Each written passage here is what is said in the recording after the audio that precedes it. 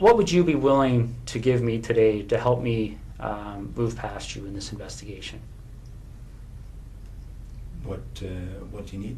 Well, would you be willing to supply things like fingerprints, blood samples, Sure. things like that? Yeah. Okay.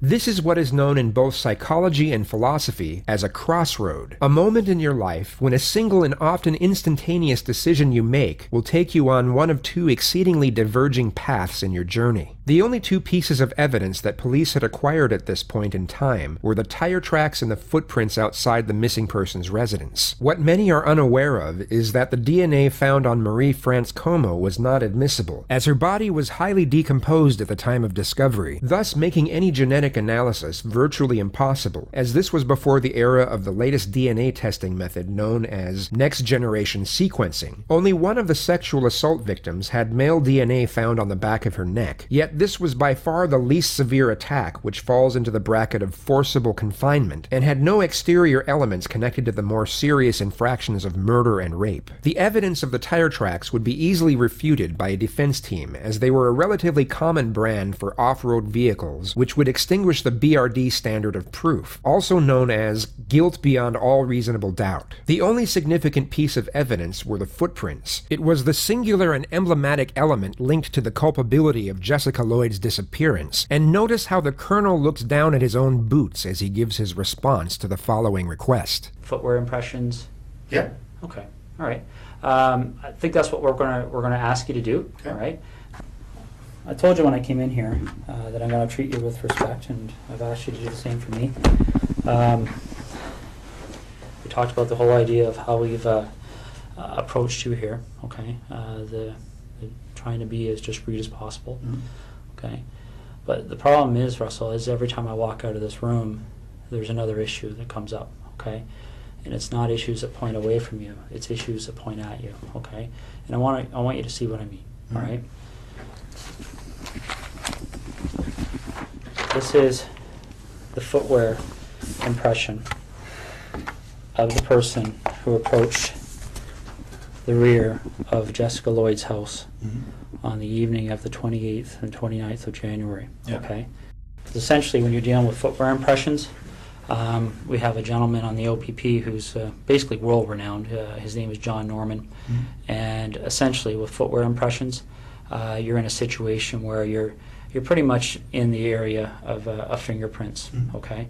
All of the previous affirmations were fabricated for the sole purpose of heightening psychological pressure. Footprints are not even close to being as indistinguishable nor incriminating as fingerprints, and although footwear and tire track examiners exist and undergo extensive training, there were none on the premises at that time, and John Norman was in fact a regular police officer who simply printed out the images just 2 doors away from the interrogation room. This is a photocopy of the boot that you took off your foot. Yeah. Just a little while ago, okay? Now, I'm not an expert in footwear impressions, so I rely on the experts. Footwear impressions are very much like fingerprint comparisons, okay? You take a look at this print, and again, this is one print. This person walked through, there's several different prints to compare, so we're going to get features off of one print to compare, features off another print to compare. Yeah. These are identical.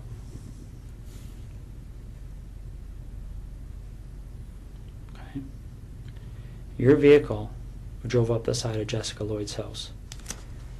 Your boots walked to the back of Jessica Lloyd's house on the evening of the 28th and 29th of January. Okay, you want discretion. We need to have some honesty, okay? Because this is getting out of control really fast, Russell. Okay, really, really fast.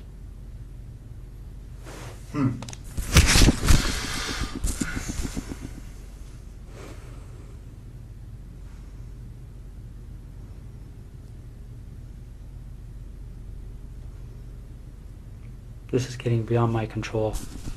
This relates to the previously stated tactic of the interrogator exaggerating and mystifying his own powers while maintaining significant level of rapport with the suspect. He's essentially telling the colonel that he is still a friend, yet the powers that he has can only benefit him if he acknowledges the accusation, which at this moment isn't a full confession, only that he was present at the scene in question. The reason the detective asserts to the suspect's presence at the crime scene while not directly accusing him of the actual crime is for the purpose of affording him multiple options of how he chooses to respond. An outright accusation can often lock up a suspect and cause them to deny everything as a reflex response, and this often leads to them requesting legal counsel and stopping the interrogation dead in its tracks. Affording the suspect an exit strategy results in a higher chance of acknowledgement. As an example, the colonel could admit that he happened to be at the crime scene at the time in question, yet think up ulterior reasons as to why he was there. It wouldn't be a full confession, yet it would get the detective one foot in the door, and this primary admittance would then become the new platform for further building the case against the suspect. Research shows that once a person has complied with a small request, they are more likely to comply with a larger demand.